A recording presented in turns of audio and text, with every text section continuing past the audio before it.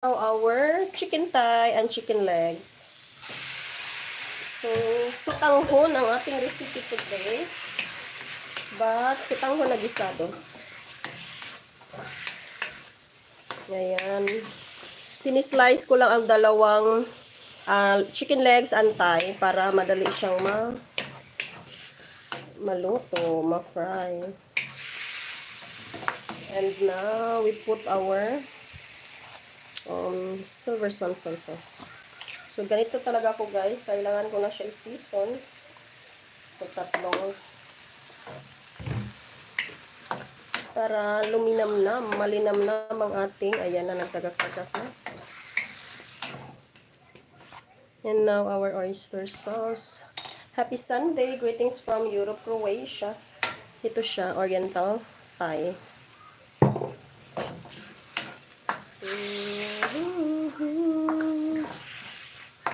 So, ayan. Kailangan maluto muna ito.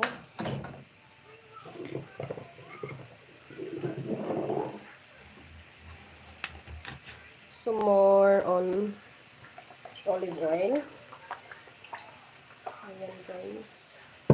Olive oil kasi, guys, madami kami dito. From garden. So, homemade. Ayan, kailangan natin tumaluto muna ang ating sahog. And, ayan, dito ang ating carrots. Ayan. Ayan ito. And, dito ang ating, ayan, mga seasonings. Ito yung sutanghon. Tapos na siya ma-soak from water. And now, dito tayo, guys, sa ating ouch. Ayan.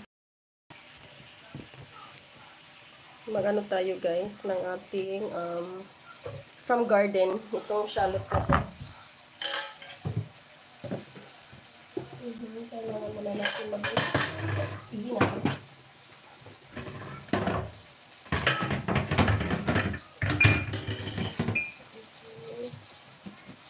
So, ito yung from garden namin. So, kakakuha lang ni Tata. Kailangan natin matanggalan ng mga laya. So, this is after kung naluto na yung sutanghon. Yan, full ko siya. Amoy na. Kung meron talaga siyang oyster sauce na, ang sarap. Mabango na siya, aromatic. So, ito yung organic from garden. So, nunid ko na siyang isoak ng baking soda. Kasi nga, from garden, wala siyang chemicals. Ayan. No chemicals. Ayan. Ito yung shallots. And now, we go back to my ayan, yung sutanghon. Isang pack lang to guys, from my pantry. Yan na, dito tayo sa ating niluluto. Bangunan niya. So, lagyan natin ng tubig para maluto. 1 cup.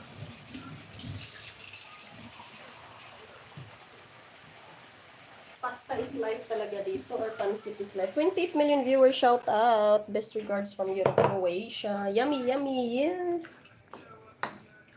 Ayan guys, kailangan yan siya para sutanghon gisado ang ating recipe. So, ginagamit ko wok pan. I like the wok pan. Tapan natin.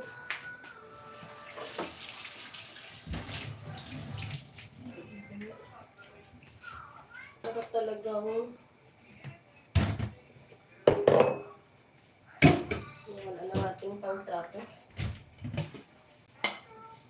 36 million viewers, 60 cooking, yummy, yummy, yes. In the house, we love pasta, spaghetti, tuna pasta, so mga ganun. Ayun lang ang ating mga sangkap. Ayan. Ayan, later na yan. At ang ating bihon tapos na isuk.